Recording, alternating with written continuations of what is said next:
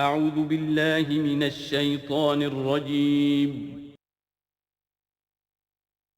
بسم اللہ الرحمن الرحیم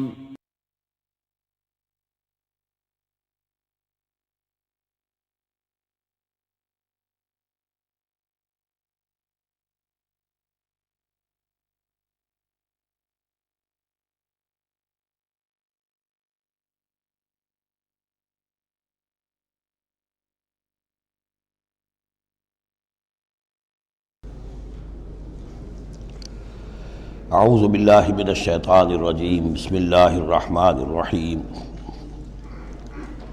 اليوم احل لکم الطیبات وطعام الذین اوتوا الکتاب حل لکم وطعامکم حل لهم والمحصنات من المؤمنات والمحصنات من الذین اوتوا الکتاب من قبلکم اذا آتیتموہن اجورہن محصنین غیر مصافحین ولا متخذی اخدان ومن یکفر بالایمان فقد حبط عملہ وہو فی الآخرۃ من الخاسرین صدق اللہ العظیم۔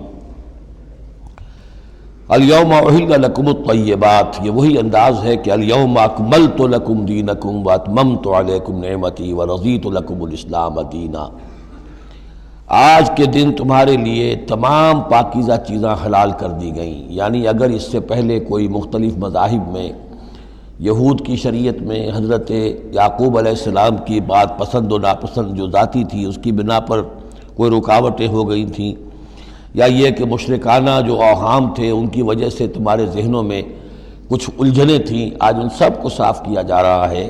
الیوم احل لکم الطیبات، تمام صاف ستھری پاکیزہ چیزاں تمہارے لیے حلال ہیں۔ وطعام الذین اوتوا الکتاب حل لکم، اور ان لوگوں کا کھانا بھی کہ جنہیں کتاب دی گئی تھی تمہارے لیے حلال ہے۔ لیکن اس میں ظاہر ہونا چاہیے کہ ان کا کھانا کہ جو ظاہر بات ہے کہ اگر عیسائی سور کھا رہا ہوگا تو وہ ہمارے لیے حلال نہیں ہوگا، مطلب یہ کہ ان کا گوشت ذبح کیا ہوا اگر ہو حلال جانور کا تو وہ ہم کھا سکتے ہیں، جانور حلال ہو، اور نمبر دو کہ اسے ذبح کیا گیا ہو۔ وطعامکم حل لہم، اسی طرح تمہارا کھانا بھی ان کے لیے حلال ہے۔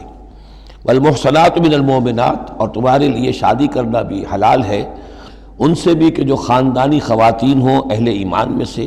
والمحصنات من الذین اوتوا الکتاب من قبلکم، اور خاندانی خواتین ان لوگوں کی کہ جنہیں کتاب دی گئی تھی تم سے پہلے، یعنی مسلمان مرد جو ہے عیسائی اور یہودی خاتون سے شادی کر سکتا ہے۔ اذا آتیتموہن اجورہن، جب کہ تم انہیں ادا کر دو ان کے مہر۔ محسنین، نیت یہ ہو کہ انہیں گھر میں بسانا ہے، مستقل ایک خاندان کا ادارہ وجود میں لانا ہے۔ غیر مصافحین، صرف شہوت رانی کے لیے نہیں، صرف مستی نکالنے کے لیے نہیں۔ ولا متخذی اخدان، اور نہ ہی کہ چھپی دوستی یاریاں بنانے کے لیے، کھلم کھلا نکاح ہو، ایک مسلمان مرد کسی عیسائی عورت سے، کسی یہودی عورت سے نکاح کر سکتا ہے۔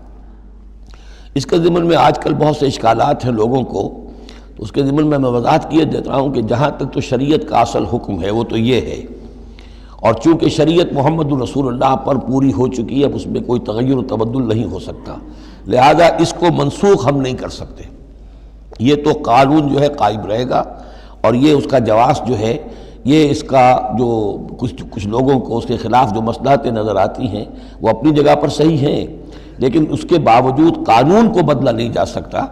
اگر ایک خالص اسلامی ریاست ہو تو کچھ عرصے کے لیے کسی ایسی اجازت کو موقوف کیا جا سکتا ہے، جیسے حضرت عمر رضی اللہ تعالیٰ عنہ نے ایک زمانے میں جب کہ قحط پڑا ہوا تھا تو قطع ید کی سزا جو ہے، چوری پر ہاتھ کاٹنے کی سزا کو موقوف کر دیا تھا، کہ حالات ایسے ہیں۔ اسی طرح سے عارضی طور پر کسی حکم میں، کسی ایگزیکٹو آرڈر کے ذریعے سے، اسلامی حکومت کے کسی عارضی حکم کے ذریعے سے کوئی پابندی لگ سکتی ہے۔ مثلا چونکہ صورتحال یہ ہے کہ مسلمان مردوں کو اجازت ہے عیسائی اور یہودی عورتوں سے شادی کی، مسلمان عورت کی شادی نہیں ہو سکتی کسی بھی عیسائی یا یہودی مرد سے۔ اب اس کی کیا علت ہے کہ عام طور پر سمجھا یہی جاتا ہے کہ مرد غالب ہوتا ہے، لہذا اس کا امکان ہے کہ وہ اپنی بیوی کو سیدھے راستے پر لے آئے گا، نہ یہ کہ اس کی بیوی اسے غلط راستے پر لے جائے گی۔ دوسرے یہ کہ اس زمانے میں اولاد ہوتی تھی مرد کی، تو گویا کہ ثابت تھا کہ جو اولاد ہوگی وہ ماں پر نہیں ہوگی، عیسائی نہیں ہوگی، یہودی نہیں ہوگی، بلکہ وہ مسلمان ہوگی۔ دوسرے اس وقت مسلمانوں کا غلبہ ہو گیا تھا، اور یہودی عیسائی جو تھے وہ ان کے گویا کے تابع ہو چکے تھے. نفسیاتی اعتبار سے یہ دونوں صورتیں اس وقت بدل چکی ہیں. آج مسلمان مغلوب ہیں، یہودی عیسائی جو ہیں ان کا پلڑا بھاری ہے دنیا کی سیاست میں اور دنیا کے معاملات میں. ویسے بھی مرد جو ہیں وہ کمزور ہو چکے ہیں اور عورتوں کا غلبہ ہے. اس حوالے سے مناسب یہی ہے کہ یہ شادیاں نہ ہوں، لیکن حرام ان کو ہم نہیں کہہ سکتے. البتہ کوئی اگر اسلامی ریاست کہیں قائم ہو جائے تو پھر وہ وقتی طور پر جب تک کہ حالات میں کوئی اور تبدیلی نہ ہو جائے مصلحتوں کے پیش نظر اس اجازت کو عارضی طور پر منسوخ کر سکتی ہے. وَمَنْ يَكْفُرْ بِالْإِيمَانِ فَقَدْ حَبِطَ عَمَلُهُ، تو جس شخص نے ایمان کے ساتھ کفر کیا اس کے تمام اعمال حبط ہو گئے.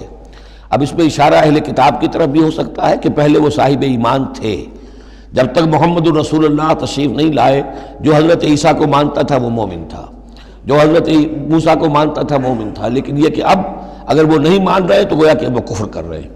اور دوسری یہ کہ کوئی شخص ایمان کا مدعی ہو کر ایسی حرکتیں کرے کہ جو کہ کافرانہ ہے تو اس کے تمام اعمال حبط ہو جائیں گے. وَهُوَ فِي الْآخِرَةِ مِنَ الْخَاسِرِينَ، اور آخرت میں وہ ہوگا بڑے خسارہ پانے والوں میں. یا ایھا الذین آمنوا اذا قمتم الی الصلاۃ، اہل ایمان جب تم کھڑے ہو ارادہ کرو قصد کرو نماز کا، فاغسلوا وجوہکم وایدیکم الی المرافق، تو دھو لیا کرو اپنے چہرے بھی اور اپنے دونوں ہاتھ بھی کہنیوں تک. وامسحوا برؤوسکم، اور اپنے سروں پر مسح کر لیا کرو. وارجلکم، اور دھو لیا کرو اپنے پاؤں کو بھی الی الکعبین، ٹخنوں تک. یہ ارجلکم اور ارجلکم دونوں قرأتیں ہمارے ہاں بھی ہیں، مستند قرأتوں میں ہیں. اہل تشیع جو ہے ویسے اس کو مستقل ارجلکم پڑھتے ہیں اور ان کے نزدیک یہ مسح کے ساتھ ہے. وامسحوا برؤوسکم وارجلکم، مسح کر لیا کرو اپنے سروں پر بھی اور پیروں پر بھی. لیکن یہ کہ ہمارے اہل سنت کے نزدیک یہ ارجلکم ہے، اور اس میں چونکہ الی الکعبین کا آ گیا اضافہ، اگر صرف مسح ہوتا تو اس میں کوئی حد بیان کرنے کی ضرورت نہیں تھی. لہذا الی الکعبین کے اضافے سے وہ بالکل اس کے مساوی ہو گیا ہے الی المرافق. جیسے ہاتھوں کو دھونا ہے کہنیوں تک، ایسے ہی پاؤں کو دھونا ہے ٹخنوں تک. وَإِن كُنتُمْ جُنُبًا فَاطَّهَّرُوا، اور اگر تم حالت جنابت میں ہو تو پھر تم اور زیادہ پاکی حاصل کرو، یعنی غسل کرو، پورے جسم کا غسل کرو. وَإِن كُنتُمْ مَرْضَىٰ أَوْ عَلَىٰ سَفَرٍ، اور اگر تم بیمار ہو یا سفر پر ہو. اور جاء أَحَدٌ مِّنكُم مِّنَ الْغَائِطِ، یا کوئی تم میں سے کسی نشیبی جگہ سے ہو کر آئے. عام طور پر قضاء حاجت کے لیے لوگ نشیبی جگہوں پر جاتے تھے. اور لامستم النساء، یا تم نے عورتوں سے مقاربت کی ہو. فلم تجدوا ماء، اور تم نہ پاؤ پانی. فتیمموا صعیدا طیبا، تو ارادہ کرو پاک مٹی کا. فامسحوا بوجوہکم وایدیکم منہ، تو اس سے اپنے چہروں اور ہاتھوں کو مل لو. ما یرید اللہ لیجعل علیکم من حرج، اللہ یہ نہیں چاہتا کہ تم پر کوئی تنگی کرے. پانی نہیں ہے تو مٹی سے. ولکن یرید لیطہرکم، لیکن یہ ضرور چاہتا ہے کہ وہ تمہیں پاک کرے. ولیتم نعمتہ علیکم، اور تم پر اپنی نعمت کا اتمام فرمائے. لعلکم تشکرون، تاکہ تم شکر کا حق ادا کر سکو. واذکروا نعمت اللہ علیکم ومیثاقہ الذی واثقکم بہ. اب دیکھیے ایک میثاق وہ تھا کہ جو بنی اسرائیل سے لیا گیا، اب یہ میثاق اہل ایمان سے ہو رہا ہے.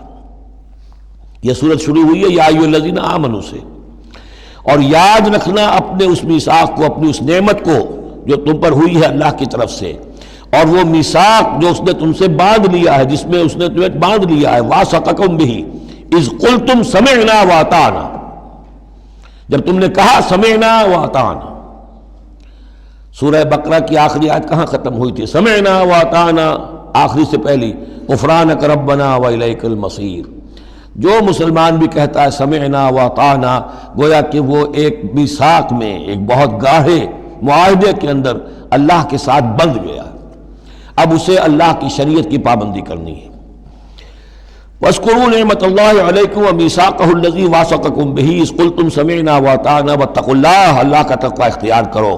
ان اللہ علیم بذات الصدور، یقیناً اللہ تعالیٰ جو سینوں کے اندر چیزیں پنہاں ہیں ان سے بھی واقف ہے. یا ایھا الذین آمنوا کونوا قوامین للہ شہداء بالقسط. اب وہ آیت نمبر 135 میں نے نوٹ کرائی تھی سورہ نساء کی، اور یہ آیت نمبر 8 ہے سورہ مائدہ کی. ایک ہی مضمون، وہی نسبت زوجیت کو سمجھ لیجئے، صرف یہ کہ عکسی ترتیب ہے. وہاں تھا یا ایھا الذین آمنوا کونوا قوامین بالقسط شہداء للہ، یہاں ہے کونوا قوامین للہ شہداء بالقسط. ایک حقیقت تو میں نے اس وقت بیان کر دی تھی کہ گویا کہ معلوم ہوا کہ اللہ اور قسط مترادف ہے. اللہ کے لیے کھڑے ہو جاؤ، قسط کے لیے کھڑے ہو جاؤ، اللہ کے گواہ بن جاؤ، قسط کے گواہ بن جاؤ. تو گویا کہ اللہ اور قسط یہ مترادف ہے. دوسرا مفہوم جو کہ آج سامنے آ رہا ہے اس کو سمجھ لیجئے کہ کسی معاشرے میں عدل قائم کرنا، ایک تو یہ کہ عام انسان کی جو اس کی نفسیات ہے، اس کی فطرت ہے، اس کا تقاضا بھی یہ ہے کہ انسان چاہتا ہے کہ انصاف ہو. آج پوری نوع انسانی انصاف کی تلاش میں گھوم رہی ہے. بادشاہت سے نجات حاصل کی تھی، جمہوریت کی طرف آئے تھے کہ غلامی سے نجات ملے، انصاف ہونا چاہیے، انسان پر حاکم بن کر بیٹھ جائے، یہ تو کوئی حق نہیں ہے کسی کو. لیکن یہ کہ اس کا نتیجہ کیا ہوا کہ کیپٹلزم کی لعنت میں گرفتار ہو گئے. سرمایہ داروں کی جو ہے وہ ایک ڈکٹیٹریٹ اور آمریت قائم ہو گئی. اس سے نجات پانے کے لیے کمیونزم کے پاس گئے، وہ پھر ایک پارٹی ڈکٹیٹرشپ قائم ہو گئی. ایک سے ایک رست از یک بنتا افتاد در بندے دیگر. ایک قید سے نجات نہیں پائی کہ دوسری قید کے اندر پھر پھنس گئے. اب انسان کدھر جائے گا؟ لیکن یہ کہ فطرت کے اندر ہے کہ عدل اور انصاف انسان چاہتا ہے. ایک تو یہ ہے کہ اس فطرت کے تقاضے کو پورا کرتے ہوئے عدل کو قائم کرنے کے لیے انسان کھڑا ہو جائے. اور ایک اس سے اوپر کی منزل ہے کہ اصل العدل اللہ کی ذات ہے، اس کا دیا ہوا نظام جو ہے وہ ہے عادلانہ نظام. ہم اس کے وفادار ہیں، ہمارے ذمے ہے اس کے نظام کو قائم کرنا. تو کھڑے ہو جاؤ اللہ کے لیے. یا ایھا الذین آمنوا کونوا قوامین للہ شہداء بالقسط.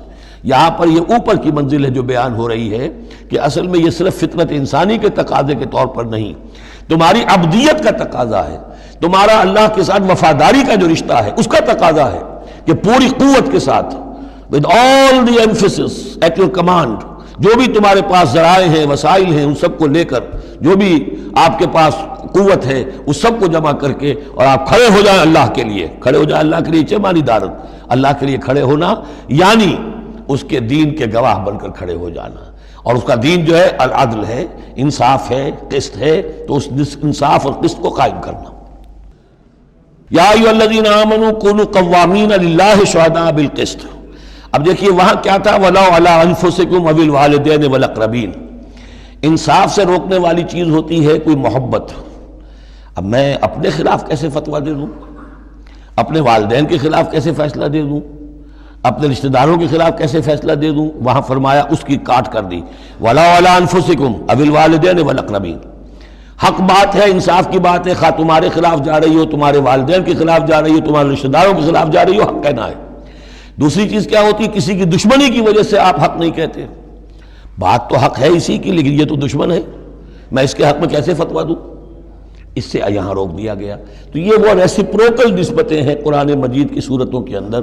ایک ہی مضمون ہے، اس کے اندر عکسی ترتیب اور ریسیپروکل ترتیب.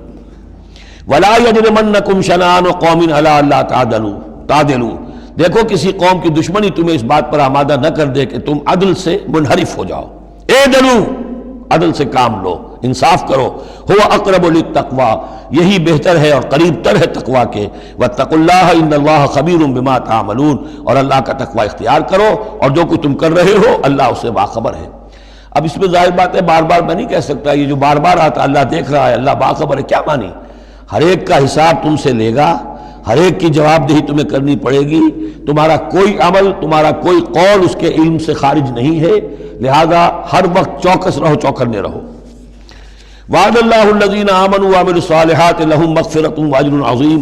ہاں اللہ تعالیٰ کا وعدہ ہے ان لوگوں سے جو ایمان لائیں اور نیک عمل کریں کہ ان کے لیے مغفرت بھی ہے، اجر عظیم بھی ہے. والذین کفروا وکذبوا بآیاتنا اولئک اصحاب الجحیم. اور جو لوگ کہ انکار کریں اور جھٹلا دیں ہماری آیات کو وہ ہیں جہنم والے، آگ والے. یا ایھا الذین آمنوا اذکروا نعمت اللہ علیکم اذ ہم قوم ان یبسطوا الیکم ایدیہم. اہل ایمان ذرا یاد کرو اس اللہ کے انعام کو جب کہ قوم نے ارادہ کیا تھا کہ تمہارے خلاف اقدام کریں، بڑھائیں اپنے ہاتھ تمہارے خلاف. یہ غزوہ احزاب کے بعد جو ہے وہ ایک جو بھی کوششیں ہوئیں، بہت سے لوگ ابھی پیچ و تاب کھا رہے تھے کفار میں سے کیا پھر دوبارہ جائیں، لیکن ایسے حالات اللہ تعالیٰ نے پیدا کر دیے، ان کے دلوں پر ایسا رعب پڑ گیا تھا غزوہ احزاب کے بعد کہ پھر جرأت ہو نہیں سکی. اس کو اللہ تعالیٰ اپنے انعام کی حیثیت سے یہاں اس کا ذکر فرما رہے. اذ ہم قوم ان یبسطوا الیکم ایدیہم.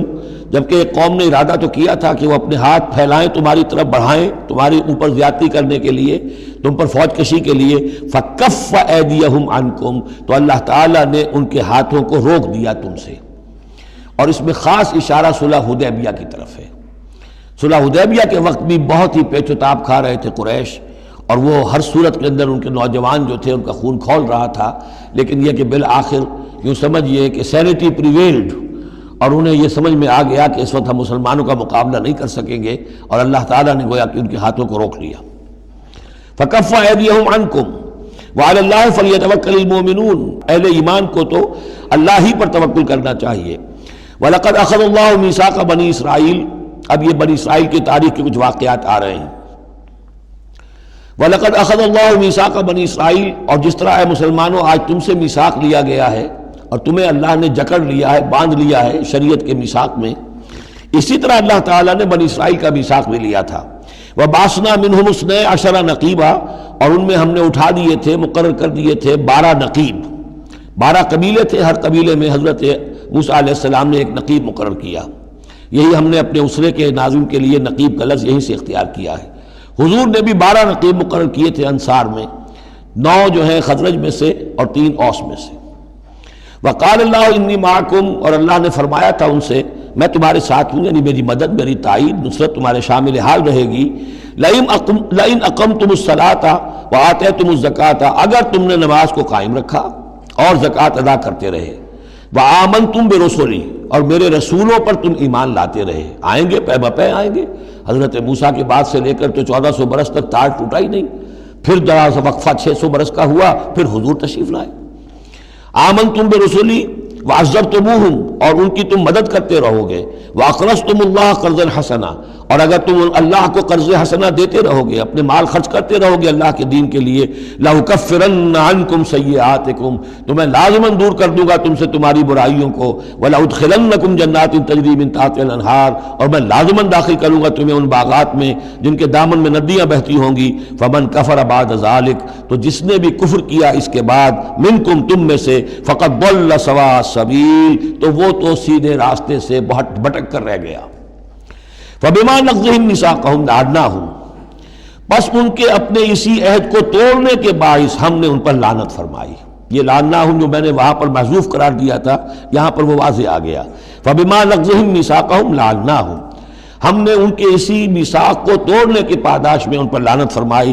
وجعلنا قلوبهم قاسیہ، اور ان کے دلوں کو سخت کر دیا۔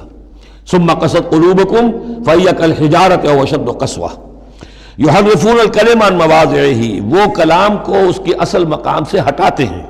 ونسوا حظا مما ذکروا بہ، اور وہ جو کچھ کہ ان کو دیا گیا تھا نصیحت کے طور پر، ہدایت کے طور پر، اس کے اکثر حصے کو بھول گئے یا اس سے فائدہ اٹھانا انہوں نے چھوڑ دیا۔ ولا تزال تطلع على خائنۃ منہم، اور اے نبی آپ ہمیشہ ان کی طرف سے خیانت کی اطلاعیں پاتے رہیں گے۔ آپ کو معلوم ہے کہ حضور جیسے ہی مدینے پہنچے تھے تو آپ نے پہلے 6 مہینے میں جو 3 کام کیے، کنسولیڈیشن اپنی پوزیشن کی مدینہ منورہ میں، ان میں سے ایک یہ بھی تھا کہ یہود کے 3 قبیلوں سے معاہدے کر لیے، جوائنٹ ڈیفنس آف مدینہ، کہ اگر مدینے پر حملہ ہوگا تو مل جل کر دفاع کریں گے۔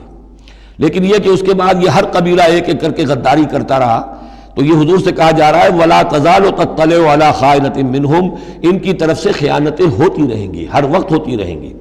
الا قلیلا منہم، سوائے ان میں سے چند کے، کچھ لوگ شریف بھی ہوں گے۔ فاعف عنہم واصفح، تو ابھی درگزر کر کیجئے اور ذرا معاف کیجئے۔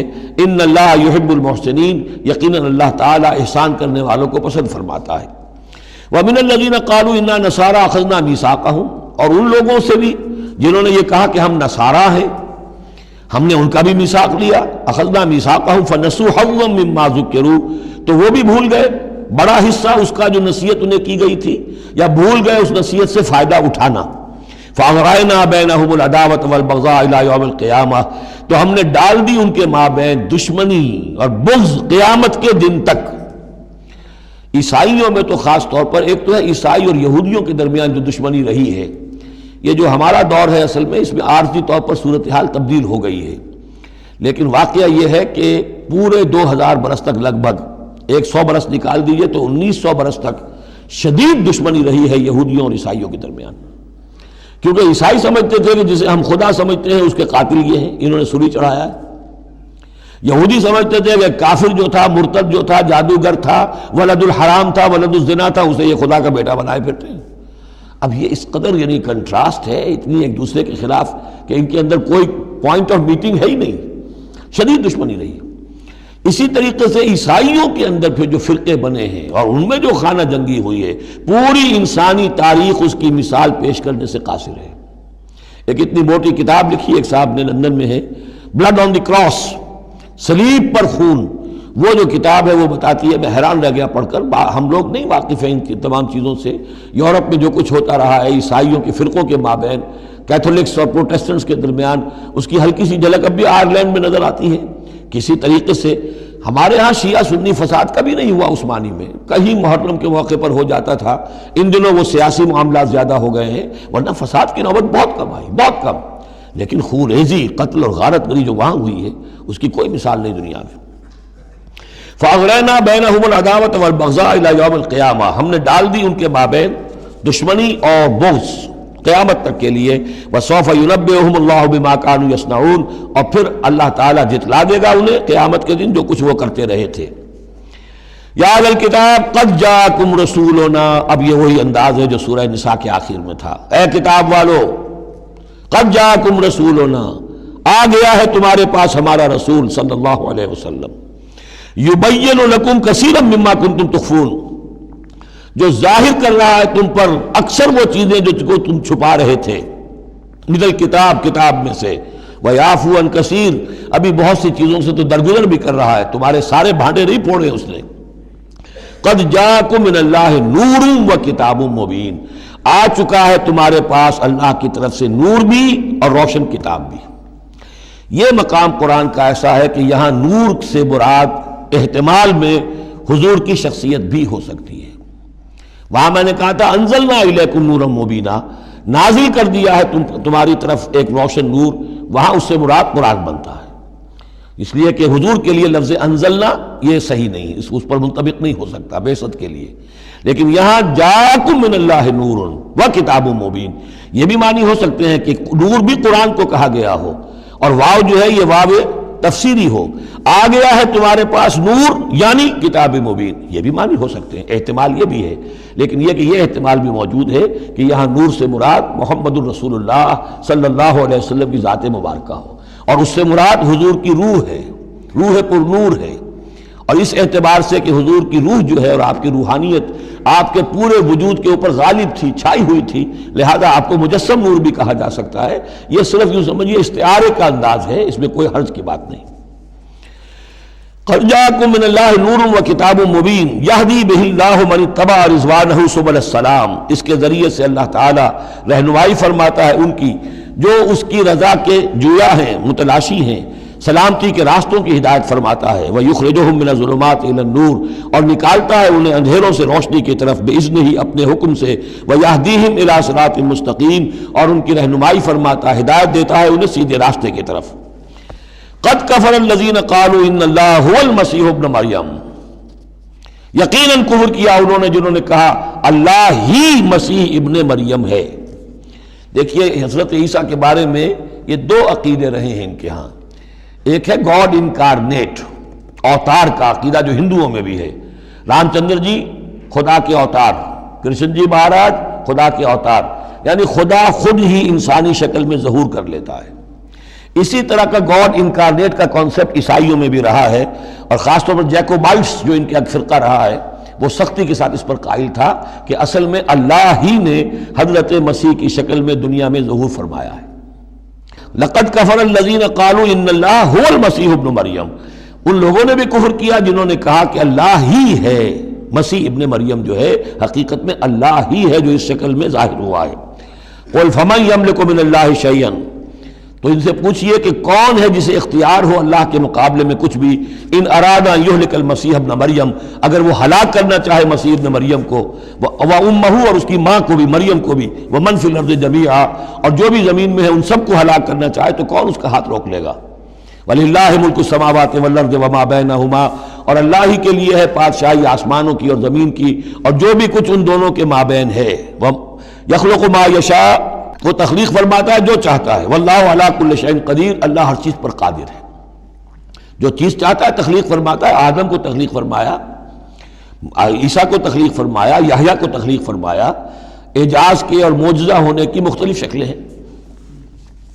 وقالت اليہود والنصارى نحن ابناء اللہ واحباؤہ، اور یہ یہودی اور نصرانی کہتے ہیں ہم تو اللہ کے بیٹے ہیں، یعنی بیٹوں کے مانند، لاڈلے، واحباؤہ، اس کے بڑے چہیتے ہیں، پیارے ہیں۔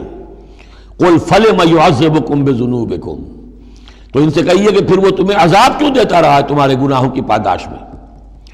اللہ کی اولاد ہو، چہیتے ہو، نبوکدنضر کے ہاتھوں تمہیں پٹوایا، 6 لاکھ تمہارے قتل ہوئے، تمہارا ہیکل اول جو ہے وہ شہید ہوا، ایسیرینز کے ہاتھوں تمہاری سلطنت اسرائیل ختم ہوئی، پھر تمہیں یونانیوں نے رگڑا، پھر تمہیں جو ہے رومیوں نے جو ہے کس طریقے سے تمہیں ایذائیں پہنچائیں، اور تمہارا دوسرا جو ہیکل بنایا تھا وہ بھی گرا دیا۔ ایسے ہی لاڈلے ہوتے ہیں اللہ کے؟ یا اللہ اتنا ہی لاچار ہے، بیچارہ ہے، عاجز ہے؟ قل فلم يعذبكم بذنوبكم بل انتم بشر ممن خلق، نہیں، تم بھی انسان ہو جیسے کہ اور انسان اس نے بنائے ہیں۔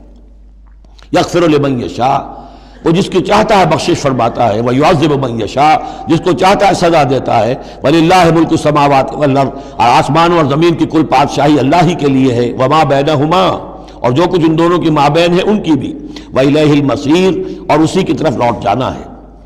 یا اہل الکتاب قد جاءکم رسولنا یبین لکم علی فترۃ من الرسل، پھر وہی بات لیکن یہاں ایک نئے نکتے کے ساتھ آئی ہے۔ اہل کتاب تمہارے پاس آ چکا ہے ہمارا رسول صلی اللہ علیہ وسلم، یبین لکم، جو تمہارے لیے واضح کر رہا ہے، بیان کر رہا ہے، علی فترۃ من الرسل، رسالت کے ایک انقطاع کے بعد۔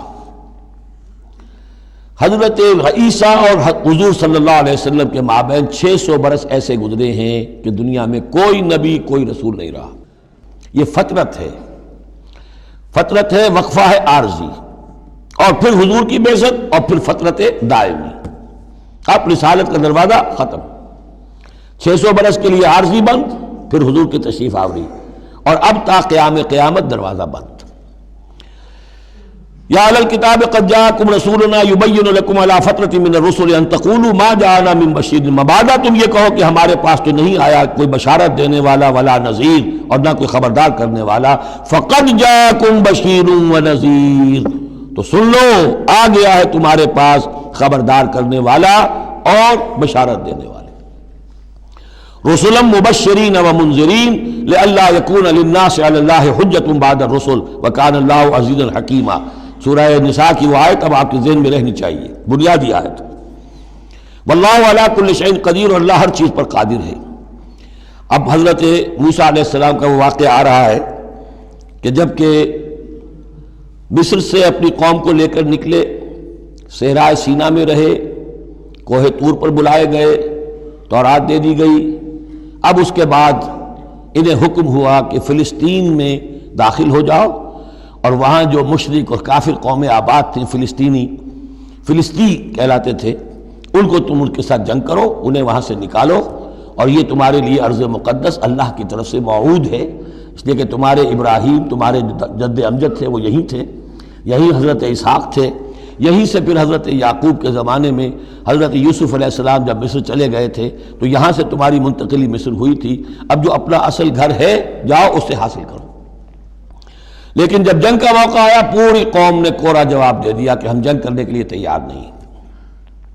اس پر حضرت موسیٰ علیہ السلام کے مزاج میں جو تلخی پیدا ہوئی اور طبیعت کے اندر یوں سمجھیے بیزاری کی شدت پیدا ہوئی، وہ آپ دیکھیے گا کہ ہم یہ سمجھتے ہیں کہ رسول جو ہے وہ اپنی امت کے حق میں شفقت ہی شفقت ہوتا ہے، شفقت بھی ہے، جیسے اللہ کا معاملہ رؤوف بھی ہے، ودود بھی ہے، لیکن عزیز ذو انتقام بھی ہے، انتقام لینے والا بھی ہے۔ یہ دونوں شانیں ہیں۔ رسول کا معاملہ بھی یہی ہے، شفیق بھی ہے لیکن غیور بھی ہے، دین کی غیرت اس میں ہے، آپ سے بڑھ کر اللہ کے دین کی غیرت اس میں ہے، تو آخر ظاہر بات ہے کہ آپ کے طرز عمل سے بیزاری بھی ہوگی۔ پھر ان دونوں چیزوں کو سامنے رکھیے۔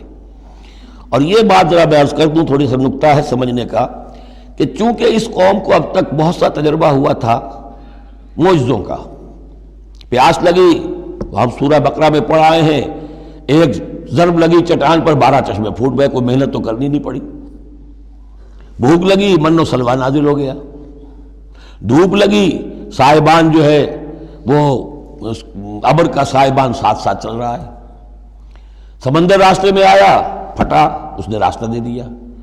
تو اس سے یہ بھی کہا جا سکتا ہے کہ اس لاڈ پیار کی وجہ سے بگڑ گئے تھے، اور یہی حکمت ہے کہ حضور کی پوری زندگی میں آپ کو اس طرح کا کوئی معجزہ نظر نہیں آتا۔ مسلمانوں، جو کرنا ہے اپنی جان دے کر، ایثار سے، قربانی سے، محنت سے، مشقت سے، بھوک جھیل کر، فاقے برداشت کر کے کرو۔ یہ بہت اہم نکتہ ہے، سمجھ لیجیے۔ یہ عادی ہو گئے تھے۔ وَإِذْ قَالَ مُوسَىٰ لِقَوْمِهِ يَا قَوْمِ اذْكُرُوا نِعْمَةَ اللَّهِ عَلَيْكُمْ إِذْ جَعَلَ فِيكُمْ أَنْبِيَاءَ وَجَعَلَكُمْ مُلُوكًا، اور یاد کرو جب کہ موسیٰ نے کہا اپنی قوم سے، میری قوم کے لوگوں، اور تورات سے معلوم ہوتا ہے، بک آف ایکسوڈس جو ہے 6 لاکھ کی نفری تھی ان کی جب یہ نکلے ہیں مصر سے، اب ان میں بوڑھے بھی، بچے بھی اور عورتیں بھی، ان کو نکال دیجئے تو کم سے کم 1 لاکھ تو ہوں گے کہ جو ایسے لوگ ہوں کہ جو جنگ کی صلاحیت رکھتے ہوں، اور نیچے جائیے برسبیل تنزل تو 50,000 تو ہوں گے، لیکن ان کا حال کیا ہوا وہ دیکھ لیجئے۔ یا قوم اذکروا نعمت اللہ علیکم، اے میری قوم کے لوگوں، اللہ کے اس انعام کا احساس کرو جو تم پر ہوا ہے۔ اذ جعل فیکم انبیاء، جبکہ تمہارے اندر اس نے نبی اٹھائے، یعنی خود میں نبی ہوں، میرے بھائی ہارون نبی ہیں، حضرت موسیٰ نبی تھے، حضرت یوسف نبی تھے جو آئے تھے، وجعلکم ملوکا، اور تمہیں بادشاہ بنایا ہے۔ بادشاہ بنایا ہے تو ظاہر بات ہے اس وقت تک اگرچہ ان کی بادشاہت تو قائم نہیں ہوئی تھی، ہو سکتا ہے یہ پیشین گوئی ہو کہ جو بتائی جا رہی ہو کہ آئندہ تمہیں اللہ تعالیٰ زمین کی سلطنت بھی اور خلافت بھی دینے والا ہے، جیسے کہ حضرت داؤد اور حضرت سلیمان کے زمانے میں ہوئی۔ ایک رائے یہ بھی ہے کہ چونکہ حضرت یوسف کے زمانے میں انہیں بڑا اقتدار حاصل ہو گیا تھا، بادشاہ تو نہیں تھے، لیکن یہ کہ واقعتاً بادشاہوں کے بھی، جن کو کہتے ہیں کہ پیرزادے ہونے کے اعتبار سے بادشاہوں کے بھی مخدوم تھے اور ممدوح تھے، تو شاید اس کی طرف اشارہ ہو۔ وَآتَاكُم مَّا لَمْ يُؤْتِ أَحَدًا مِّنَ الْعَالَمِينَ، اور تمہیں وہ ساری چیزیں دیں جو پوری دنیا میں تمام جہان والوں میں کسی کو نہیں دی۔ یا قوم ادخلوا الارض المقدسۃ التي كتب اللہ لکم، اے میری قوم کے لوگوں اب داخل ہو جاؤ اس ارض مقدس میں، اس فلسطین میں جو اللہ نے تمہارے لیے لکھ دی ہے، اللہ کا فیصلہ ہے، تمہیں ملے گی۔ ولا ترتدوا على ادبارکم، اور اب اپنی پیٹھوں کے بل نہ واپس نہ پھرنا، فتنقلبوا خاسرین، اگر ایسا کرو گے تو خسارے میں رہو گے۔ قالوا یا موسیٰ ان فیہا قوما جبارین، انہوں نے کہا موسیٰ ہم فلسطین میں داخل ہو جائیں، اس میں تو بڑی جابر قوم ہے، بڑی طاقتور قوم ہے، قداور لوگ ہیں، لعیم ہیں، جسیم ہیں۔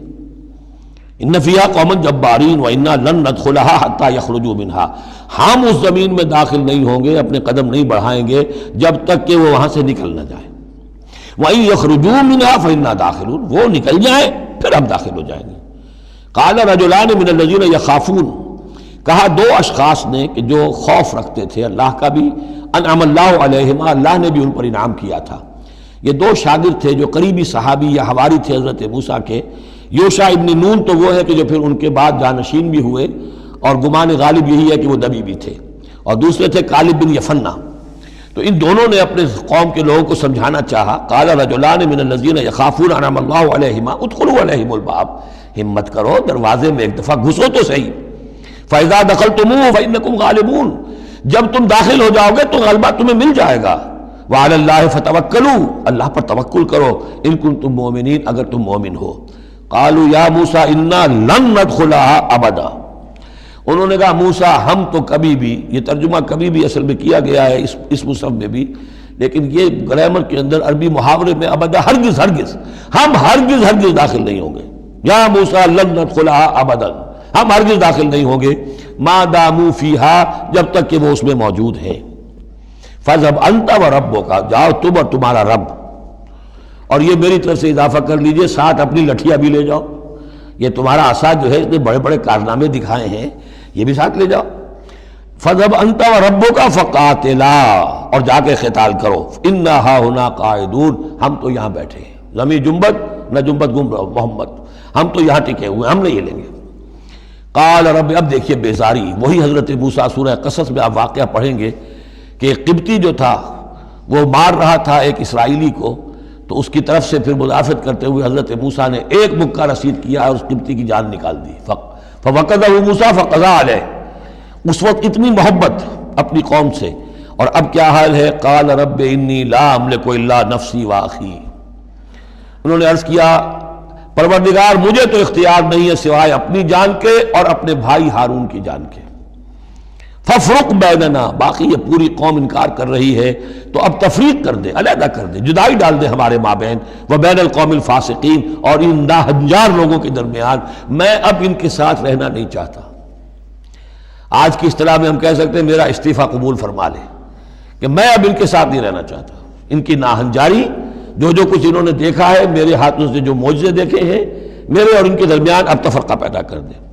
اللہ نے یہ درخواست قبول نہیں کی، لیکن یہ کہ تذکرہ بھی نہیں کیا۔ قال فإنها محرمة عليهم 40 سنة، نہیں، ہم جو سزا انہیں دے رہے ہیں وہ یہ ہے کہ اب یہ ارض مقدس، اگر یہ بزدلی نہ دکھاتے ابھی ہم انہیں دے دیتے، اب انہوں نے بزدلی دکھائی ہے تو اب یہ ان پر حرام رہے گی 40 برس تک، یتیہون فی الارض، اسی صحرا میں، اسی صحرائے سینا میں، سینائی پیننسولا، یہ بھٹکتے پھریں گے۔ فلا تأس علی القوم الفاسقین، تو اب آپ اس فاسق لوگوں کے بارے میں اب آپ افسوس نہ کریں، اپنے دل کے اندر رنج نہ لیں، اب جو کچھ ان پر بیتے گی، لیکن بہرحال آپ ان کی طرف رسول بنا کر بھیجے گئے ہیں، جب تک زندگی ہے آپ کو ان کے ساتھ رہنا ہے۔ یہاں ذرا یاد کر لیجئے کہ جو حضرت موسیٰ نے کہا انی لا املک الا نفسی واخی، حضور سے کیا کہا گیا تھا سورہ نساء میں؟ فقاتل فی سبیل اللہ لا تکلف الا نفسک وحرض المؤمنین، اے نبی آپ اللہ کی راہ میں قتال کیجئے، آپ پر ذمہ داری نہیں ہے سوائے اس کے کہ آپ کی اپنی جان ہے، اور آپ اہل ایمان کی جتنی تحریض، ترغیب، تشویق، جتنے ان کے ایمان کے جذبات کو اپیل کرنا ممکن ہے کیجئے بس۔ وَاتْلُ عَلَيْهِمْ نَبَأَ ابْنَيْ آدَمَ بِالْحَقِّ، اب یہ معاملہ ہو رہا ہے قتل ناحق کے سلسلے میں، ملک میں فساد مچانے کے سلسلے میں، چوری ڈاکے کے سلسلے میں، کیا ان کی اہمیت ہے، کیا اس کے پھر سزائیں ہیں۔ وَاتْلُ عَلَيْهِمْ نَبَأَ ابْنَيْ آدَمَ بِالْحَقِّ، اور اے نبی ان کو پڑھ کر سنائیے آدم کے 2 بیٹوں کی کہانی یا قصہ حق کے ساتھ، اِذْ قَرَّبَا قُرْبَانًا، جبکہ ان دونوں نے قربانی پیش کی، ایک حابیل قابیل، اور ایک ان میں سے گنریے کا کام کرتے تھے، بھیڑیں بکریاں چراتے تھے، ایک کاشتکار تھے، تو دونوں نے کچھ اپنی جنس لے کر آئے اور دوسرے جو ہیں وہ کچھ اپنے کوئی جانور لے کر آئے، اللہ کے لیے نذر کے طور پر پیش کیا۔ فَتُقُبِّلَ مِنْ أَحَدِهِمَا وَلَمْ يُتَقَبَّلْ مِنَ الْآخَرِ، تو ان میں سے ایک کی بھی جو قربانی تھی قبول کر لی گئی اور دوسری کی قبول نہیں کی گئی۔ یہ کیسے معلوم ہوا؟ یہ میں بتا چکا ہوں آپ کو کہ اس وقت کا معاملہ یہ تھا کہ قربانی کی قبولیت کی علامت یہ ہوتی تھی کہ آسمان سے ایک شعلہ سا نیچے اترتا تھا اور وہ اس کو بھسم کر دیتا تھا، گویا کہ اللہ نے قبول فرما لی۔ قَالَ لَأَقْتُلَنَّكَ، اب جس کی یہ قبول نہیں ہوئی تھی اس نے کہا اپنے بھائی سے جس کی قبول ہو گئی تھی، حسد کی آگ میں جل کر میں تمہیں قتل کر دوں گا۔ قَالَ إِنَّمَا يَتَقَبَّلُ اللَّهُ مِنَ الْمُتَّقِينَ، انہوں نے کہا بھائی جان اس میں میرا کیا قصور ہے، یہ تو اللہ تعالیٰ کا قاعدہ ہے، قانون ہے، وہ صرف متقیوں ہی سے قبول کرتا ہے۔ لَئِن بَسَطتَ إِلَيَّ يَدَكَ لِتَقْتُلَنِي، اگر آپ اپنا ہاتھ بڑھائیں گے مجھ پر، چلائیں گے مجھے قتل کرنے کے لیے، مَا أَنَا بِبَاسِطٍ يَدِيَ إِلَيْكَ لِأَقْتُلَكَ، تو بھی میں اپنا ہاتھ نہیں چلاؤں گا، نہیں بڑھاؤں گا کہ آپ کو قتل کروں، یعنی یہ ایک طرفہ قتل ہوگا آپ کا۔ انی اخاف اللہ رب العالمین، مجھے تو اللہ کا خوف ہے جو تمام جہانوں کا پروردگار ہے۔ انی ارید ان تبوء باسمی و اسمک، اور پھر میں چاہتا ہوں کہ اگر آپ مجھے قتل کر ہی دیں، اس انتہا تک پہنچ ہی جائیں، تو آپ اپنے گناہ کا بھی بوجھ اپنے سر لیں، میرے گناہ کا بھی بوجھ لیں، جو ناحق مقتول ہے اس کے تو گویا کہ تمام گناہ اس قاتل نے اپنے سر پر لے لیے، تو میرے تو گھاٹے کا سودا نہیں ہے۔ What do I stand to lose؟ آخر میری کوئی خطائیں ہیں، میری کوئی غلطیاں ہیں، کوئی گناہ میں نے کیے ہوں گے، اگر آپ ناحق مجھے قتل کریں گے تو میرے ان تمام گناہوں کا وبال آپ کے سر آ جائے گا، تو مجھے تو کوئی نقصان والی بات نہیں۔ انی ارید ان تبوء باسمی و اسمک فتکون من اصحاب النار، اور یہ ہوگی سخت ترین سزا میری طرف سے آپ کو کہ پھر آپ ہو جائیں گے جہنمی، وذالک جزاء الظالمین، اور یہی بدلہ ہے ظالموں کا۔ فطوعت لہ نفسہ قتل اخیہ، اب اس کے نفس نے آمادہ کر ہی لیا اسے اپنے بھائی کے قتل پر، یعنی ان الفاظ میں بٹوین دی لائنز یوں سمجھیے کہ ہے اس کے اندر بھی وہ تو رہتا ہے نا حق اور باطل کی ایک کشاکش اور نیکی اور بدی کا غلبہ، قتل کروں یا نہ کروں، آخر بھائی کی باتیں بھی آئی ہیں، وہ دل نشین ہے، لیکن یہ کہ نفس جو ہے اس وقت اس کے اندر جو بھی شیطنت گھسی ہوئی تھی، اس نفس نے اسے آمادہ کر ہی لیا اپنے بھائی کو قتل کرنے پر، فقتلہ، تو اس نے انہیں قتل کر دیا، فاصبح من الخاسرین، ہو گیا تباہ ہو جانے والوں میں۔ فبعث اللہ غرابا یبحث فی الارض، یہ پہلا خون ہے جو نسل آدم میں ہوا ہے۔ تو اللہ تعالیٰ نے کوے کو بھیجا، وہ زمین کو کریج رہا تھا۔ اب اسے قابل کو یہ سمجھ میں نہیں آ رہا تھا کہ میں کیا کروں، ابھی لاش جو ہے بھائی کی، اس کو کیسے ڈسپوز آف کروں۔ تو اللہ تعالیٰ نے ایک کوے کو بھیج دیا، وہ زمین میں جیسے آپ کو معلوم ہے چونچے مارتا ہے، اس میں سے کچھ دانے نکالتا ہے، وہ دیکھا، یبحث فی الارض لیریہ، تاکہ اللہ اسے دکھا دے کیف یواری سوءۃ اخی، کہ اپنے بھائی کی لاش کو کیسے چھپائے۔ قال یا ویلتی عجزت ان اکون مثل ھذا الغراب، اس نے کہا ہائے میری شامت، میرے اندر اس کوے جیسی بھی عقل نہ تھی، نہ ہوا میں اس کوے جیسا بھی کہ مجھے یہ بات خود سوچ جاتی، فواری سوءۃ اخی، اور میں اپنے بھائی کی لاش کو چھپا دیتا، فاصبح من النادمین من اجل ذلک، اس چیز پر اس کے اندر بڑی شدید ندامت پیدا ہو گئی۔ کتبنا علی بنی اسرائیل، اجل ذلک دونوں طرف لگتا ہے، من اجل ذلک کتبنا علی بنی اسرائیل، اور ہم نے اسی بنا پر بنی اسرائیل پر یہ بات لکھ دی تھی، قتل ناحق ہم نے تورات میں لکھ دیا تھا کہ یہ اتنی بری شے ہے کسی ایک انسان کا قتل کرنا بھی۔ کتبنا علی بنی اسرائیل انہ من قتل نفسا بغیر نفس و فساد فی الارض، اگر کسی نے کسی انسان کو قتل کیا بغیر کسی قتل کے قصاص میں، بغیر نفس، ہاں کسی نے قتل کیا، قتل کے جواب میں قتل کیا جائے تو یہ قتل ناحق نہیں ہے، یہ تو پھر قصاص کا قتل ہے۔ اور فساد فی الارض، یا کوئی شخص زمین میں فساد مچا رہا ہے، اس میں اس کو قتل کیا جائے، یعنی کوئی قصوروار ہے، مجرم ہے، اس کو سزا دینے میں قتل کیا جائے تو بات اور ہے۔ کسی بے قصور انسان کو اگر قتل کر دیا گیا فکأنما قتل الناس جميعا، تو یہ ایسے ہے جیسے کہ اس نے تمام انسانوں کو قتل کر دیا، پوری نوع انسانی کو۔ کیوں کہ تمدن کی جڑ کٹ گئی، احترام جان، احترام مال، یہ بنیاد ہے تمدن کی۔ ومن احیاھا، اور جس نے ایک انسان کی جان بچا لی، فکأنما احیا الناس جميعا، تو گویا کہ اس نے پوری نوع انسانی کو بچا لیا۔ وَلَقَدْ جَاءَتْهُمْ رُسُلُنَا بِالْبَيِّنَاتِ، ان کے پاس ہمارے رسول آئے تھے واضح نشانیاں اور تعلیمات لے کر۔ ثُمَّ إِنَّ كَثِيرًا مِّنْهُمْ بَعْدَ ذَلِكَ فِي الْأَرْضِ لَمُسْرِفُونَ، لیکن اس کے بعد بھی ان میں سے بہت سے لوگ ہیں کہ جو زمین میں اسراف اور فساد اور دسترازی کرتے پھر رہے ہیں۔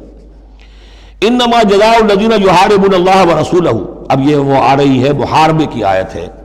اگر اسلامی ریاست ہے اور اس میں کوئی گروہ ہے جو فتنہ و فساد مچا رہا ہے، کوئی دہشت گردی کر رہا ہے، خون ریزی کر رہا ہے، قتل و غارت کر رہا ہے، راہزنی کر رہا ہے، ڈاکے ڈال رہا ہے، گینگ ریپ ہو رہے ہیں، تو ان کی سزا کیا ہے؟ انما جزاء الذین یحاربون اللہ ورسولہ، لیکن یہ اسلامی ریاست کی ہے جس میں اسلامی قانون نافذ ہوں۔ اصل میں سزائیں بھی جو ہیں وہ اسی معاشرے میں جس میں کہ باقی سارا اسلام کا نظام بھی قائم ہو، ورنہ نظام یہ ہو جھوٹی گواہیاں دینے والے موجود ہوں، ایمان فروش موجود ہوں، ججوں کو خریدا جا سکتا ہو، اور اس میں یہ سخت قوانین بنا دیے جائیں، تو پھر اس سے جو نتائج نکل رہے ہیں وہ بجائے یہ کہ شریعت کو کوئی نیک نامی ملے، شریعت بدنام ہوتی ہے الٹی۔ تو پورا نظام جیسا کہ میں نے کہا تھا کہ لا جو ہے قانون وہ سسٹم کو سبسرو کرتا ہے، سسٹم صحیح ہو اب وہ قانون صحیح جو ہے اسے سپورٹ کرے گا اور اسے برقرار رکھے گا، اس کی حفاظت کا ذمہ دار ہوگا۔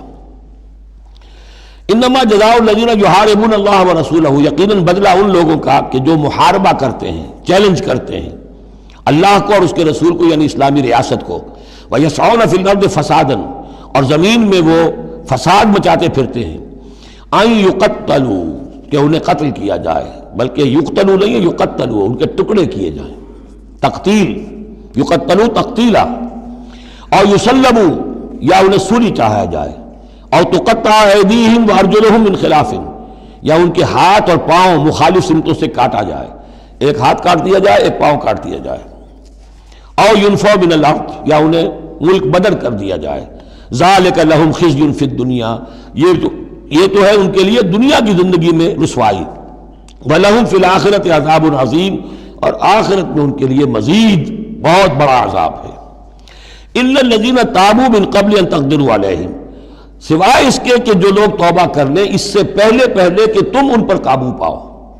ایک تو یہ ہے کہ توبہ کر لی ہے، ابھی وہ ڈاکو پکڑے نہیں گئے، پکڑے جانے سے پہلے توبہ کر رہے ہیں، اس میں رعایت کی گنجائش ہے۔ لیکن جب پکڑے گئے اب توبہ کا دروازہ بند ہو گیا. الا الذین تابوا من قبل ان تقدروا علیہم، سوائے ان کے کہ جو توبہ کر لیں اس سے پہلے کہ تم ان کے اوپر قابو پاؤ. فاعلموا ان اللہ غفور رحیم، تو ان کے ساتھ نرمی کی جا سکتی ہے، تو جان لو کہ اللہ تعالیٰ غفور اور رحیم ہے. یہی معاملہ کیا تھا حضرت علی رضی اللہ تعالیٰ عنہ نے خوارج کے ساتھ کہ اگر تم اپنے غلط عقیدے پر قائم رہو میں تمہیں کچھ نہیں کہوں گا، لیکن تم اگر خون ریزی کرو گے، قتل و غارت کرو گے، تو پھر ظاہر بات ہے کہ میں تمہارے ساتھ رعایت نہیں کر سکتا. محض عقیدے کی حد تک میں تمہیں کچھ نہیں کہوں گا. یا ایھا الذین آمنوا اتقوا اللہ وابتغوا الیہ الوسیلۃ وجاہدوا فی سبیل اللہ لعلکم تفلحون. اہل ایمان اللہ کا تقوی اختیار کرو اور اس کی جناب میں اس کا قرب تلاش کرو. اس لفظ نے بھی کافی لوگوں کو پریشان کیا ہے. وسیلے کا لفظ اردو میں آتا ہے تو ذریعے کے معنی میں آتا ہے. وسیلہ ذریعہ، کسی تک پہنچنے کا ذریعہ، سفارش کے لیے کسی کو وسیلہ بنا لیا، کسی کو ذریعہ بنا لیا. عربی میں وسیلہ کے یہ معنی نہیں ہے. عربی میں وسیلے کے معنی قرب ہے صرف. بدقسمتی سے بعض تو الفاظ ایسے ہیں کہ جو عربی میں ان کا مفہوم بالکل کچھ اور ہے، اردو میں کچھ اور ہے. بعض ایسے ہیں کہ کچھ تھوڑا تھوڑا فرق ہے. جیسے ذلیل کا لفظ ہے، عربی میں اس کے معنی ہے صرف کمزور، اردو میں اس کے معنی ہے کمینے کے. زمین و آسمان کا فرق آ گیا. جیسے کہ ہم پڑھ آئے ہیں وَلَقَدْ نَصَرَكُمُ اللَّهُ بِبَدْرٍ وَأَنْتُمْ أَذِلَّةٌ، اے مسلمانوں یاد کرو اللہ نے تمہاری مدد کی تھی بدر میں جبکہ تم بہت کمزور تھے. اب اگر وہاں ذلیل کا ترجمہ اردو والا کر دیا جائے تو پھر ہمارے ایمان کے لالے پڑ جائیں گے. اسی طریقے سے عربی میں جہل کے معنی جو ہے وہ جذباتی ہونا ہے، ان پڑھ ہونا نہیں. پڑھے لکھے جاہل ہو سکتے ہیں، جذباتی ہیں، اکھنڈ ہیں، اکھڑ مزاج کے لوگ ہیں. وہ غیر عالم کو جاہل نہیں کہتے، لیکن اردو میں جاہل کہتے ہیں جو ان پڑھ ہو. اسی طریقے سے یہ لفظ وسیلہ ہے، اس کا جو اصل مفہوم ہے قرب. اہل ایمان اللہ کا تقوی اختیار کرو نمبر 1. وابتغوا الیہ الوسیلہ، نہیں آگے بڑھو، اس کا قرب تلاش کرو، تقرب، اس سے نزدیک ہو جاؤ، قریب سے قریب ہو جاؤ. لیکن اس تقرب کا ذریعہ کیا ہوگا؟ وجاہدوا فی سبیلہ لعلکم تفلحون، اس کی راہ میں جہاد کرو تاکہ تم فلاح پاؤ. اس سے بات بالکل کھل گئی. تقوی اور تقرب اللہ کے لیے جہاد. تقوی شرط لازم ہے. پہلے تو یہ کہ جو حرام چیزیں ان سے آپ بچیں، جن چیزوں سے روک دیا گیا ہے ان سے رک جائیں، اور اللہ کی نافرمانی جو ہے اس سے باز آ جائیں. اب اس کے بعد اس کی طرف آگے بڑھنا چاہتے ہیں، تقرب حاصل کرنا چاہتے ہیں، اس کی راہ میں جہاد کیجیے. ان الذین کفروا لو ان لهم ما فی الارض جمیعا ومثلہ معہ، وہ لوگ جنہوں نے کفر کیا اگر ان کے پاس ہوتی وہ ساری دولت کی جو زمین میں ہے کل کی کل، اور اتنی ہی اور بھی ہوتی، لیفتدوا بہ من عذاب یوم القیامہ، کہ وہ اس کے ذریعے سے فدیہ دے کر چھوٹ سکے قیامت کے دن کے عذاب سے. ما تقبل منہم، وہ ان سے ہرگز قبول نہیں کی جائے گی. یہ بھی تعلیق بالمحال ہے، نہ ایسا ہوگا نہ ممکن ہے. لیکن یہ کہ آخری درجے میں اس کو بیان کر دینا کہ اگر اتنی دولت بھی ہو تب بھی اللہ کیا وہ فدیہ جو ہے قبول نہیں ہوگا. وَلَهُمْ عَذَابٌ عَلِيمٌ، اور ان کے لیے تو دردناک عذاب ہے. يُرِيدُونَ أَن يَخْرُجُوا مِنَ النَّارِ وَمَا هُمْ بِخَارِجِينَ مِنْهَا، وہ چاہیں گے کہ آگ سے کس طرح نکلیں لیکن نکل نہیں پائیں گے. وَلَهُمْ عَذَابٌ مُقِيمٌ، اور ان کے لیے ہوگا قائم رہنے والا عذاب، مسلسل دائم اور قائم.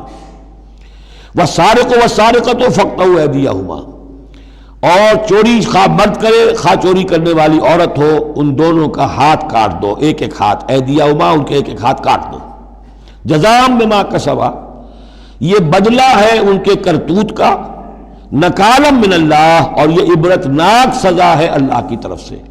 اب دیکھیے یہاں میں مثال دیتا ہوں آپ کو اہل قرآن کی حکمت اور ان کی سمجھداری کی.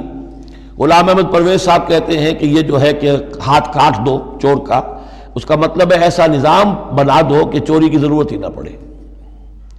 اچھا یہ تو ہم بھی چاہتے ہیں کہ نظام ایسا ہو، کفالت عامہ ہو، کوئی شخص مجبوراً چوری نہ کرے، اس لیے کہ اس کی کفالت کے لیے اگر موجود ہے، وہ ریاست جو ہے اس کی تمام بنیادی ضروریات کی وہ انڈر رائٹ کر رہی ہے تو اسے چوری کی ضرورت نہیں ہے. ہم بھی چاہیں گے کہ یہ بات ٹھیک ہے، لیکن یہ کہ اس کا مطلب یہ ہے، یہ غلط ہے. لیکن قرآن کس طرح اپنی حفاظت کرتا ہے. ایسے نظام کا قائم کرنا عبرت ہوگی، ایسا نظام کا قائم کرنا ان کے کرتوتوں کی سزا ہوگی. قرآن مجید پر اس قسم کا باطل جو ہے حملہ آور نہیں ہو سکتا. دو الفاظ، فَاقْطَعُوا أَيْدِيَهُمَا، ان کے ہاتھ کاٹ دو. جزاء بما کسبا، جو کمائی انہوں نے کی ہے اس کا بدلہ۔ اچھا جو کمائی انہوں نے کی اس کا بدلہ یہ ہے کہ اچھا نظام قائم کرو۔ نکالن، نکال کہتے ہیں کہ عبرتناک سزا، نکالن من اللہ، اللہ کی طرف سے عبرت کے لیے۔ اور یہ اسلام کے اندر جو تعزیرات ہیں اور حدود ہیں اور سزائیں ہیں ان کے لیے لفظ نکال بہت اہم ہے۔ عبرتناک سزا، اگرچہ شہادت کا قانون بڑا سخت رکھا ہے، شبہ ہو تو ملزم کو چھوڑنے کی ہدایت ہے۔ جو آج بھی دنیا کے اندر جو اصول ہے کہ جو بھی ڈاؤٹ ہے اس کا فائدہ جو ہے، شک کا فائدہ وہ ملزم یا ملزم کو جائے گا، لیکن یہ ساری کے باوجود اگر ثابت ہو گیا ہے اب سزا وہ دو کہ ایک کو سزا ملے اور لاکھوں کی آنکھیں کھل جائیں، تاکہ آئندہ سے پھر یہ جرم کرنے کی ہمت کسی میں نہ ہو۔ یہ جو ڈیٹرنس ہے، اس طرح کی سزائیں کہ جن سے برائی جو ہے اس کو استحصال معاشرے سے کیا جا سکے، یہی واحد ذریعہ ہے، ورنہ دنیا میں امریکہ جیسی کلچر سوسائٹی کے اندر بھی موسٹ ہینس کرائم موجود ہے، بڑا ہی گھناؤنا جرم موجود ہے، اس لیے کہ اس قسم کی سزائیں ہیں ہی نہیں۔ لوگ جرم کرتے ہیں، جیل میں رہے، عیش کیا، کچھ دیر کے بعد پھر آئے، پھر جرم کیا، پھر چلے گئے، باہر جا کے کیا کریں گے، وہاں تو سرکاری مہمان ہیں۔ تو یہ سارا فلسفہ جو ہے نتیجہ یہ کہ جرم جو ہے ان کا وہ بڑھتا چلا جا رہا ہے۔ والسارق والسارقۃ فاقطعوا ایدیہما جزاء بما کسبا نکالا من اللہ واللہ عزیز حکیم، اللہ زبردست ہے، حکمت والا۔ فمن تاب من بعد ظلمہ واصلح فإن اللہ یتوب علیہ، تو جس نے بھی توبہ کر لی اس کے بعد اپنے ظلم اور اپنے جرم کے پیچھے واصلہ اور اصلاح کر لی تو اللہ قبول کرتا ہے اس کی توبہ کو۔ ان اللہ غفور الرحیم، یقیناً اللہ غفور الرحیم ہے۔ لیکن جرم کی سزا دنیا میں ختم نہیں ہوگی۔ ایک جرم جو کیا ہے وہ جرم ہے دنیا کا، گناہ ہے اللہ کا۔ جرم کی سزا دنیا میں ملے گی، گناہ کی سزا اللہ نے دینی ہے، اس کو اللہ معاف فرما دے گا اگر توبہ کی ہے۔ اگر توبہ نہیں کی ہے تو پھر یہ کہ اس کی سزا بھی ملے گی۔ الم تعلم ان اللہ لہ ملک السماوات والارض، کیا تم جانتے نہیں کہ اللہ ہی کے لیے ہے آسمانوں اور زمین کی بادشاہی۔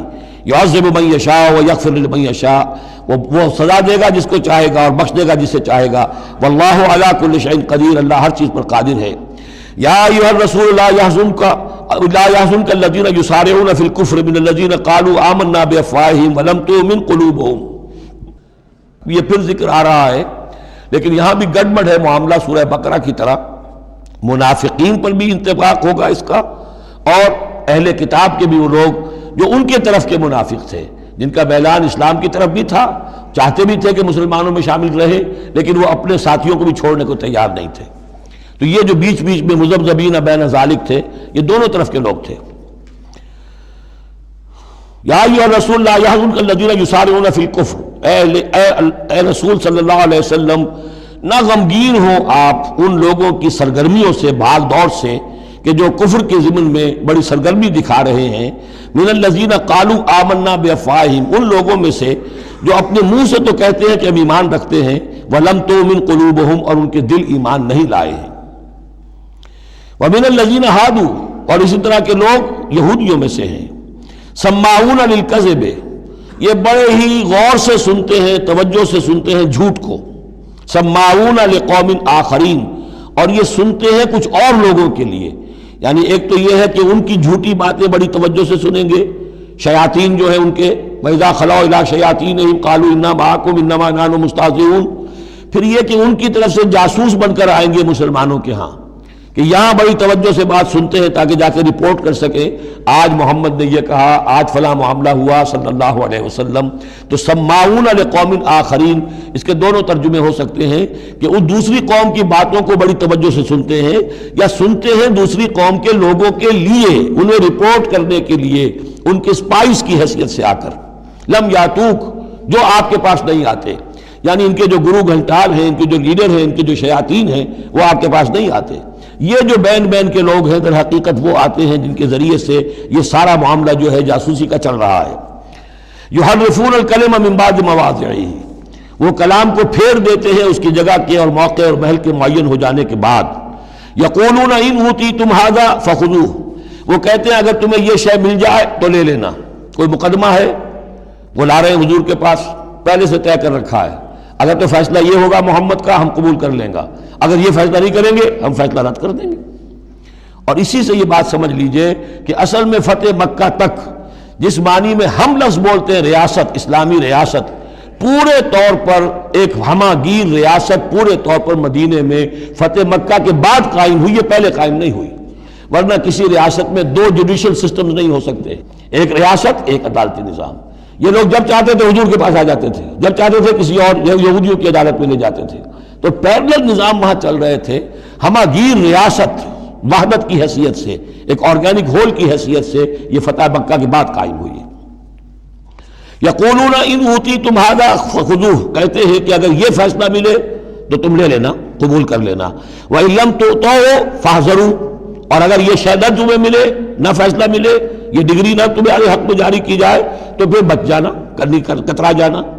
وَمَن يُرِدِ اللَّهُ فِتْنَتَهُ فَلَن تَمْلِكَ لَهُ مِنَ اللَّهِ شَيْئًا، اور جس کو اللہ تعالیٰ ہی نے فتنے میں مبتلا کرنے کا فیصلہ کر لیا ہو تو تم اس کے لیے اللہ تعالیٰ کے مقابلے میں کسی کوئی مددگار نہ پاؤ گے، کوئی شے نہیں ملے گی۔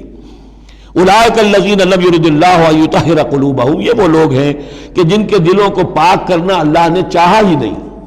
لم یرد اللہ ان یطہر قلوبہم لہم فی الدنیا خزی، ان کے لیے دنیا میں بھی رسوائی ہے، ولہم فی الآخرۃ عذاب عظیم، اور آخرت میں ان کے لیے دردناک اور بہت بڑا عذاب ہے۔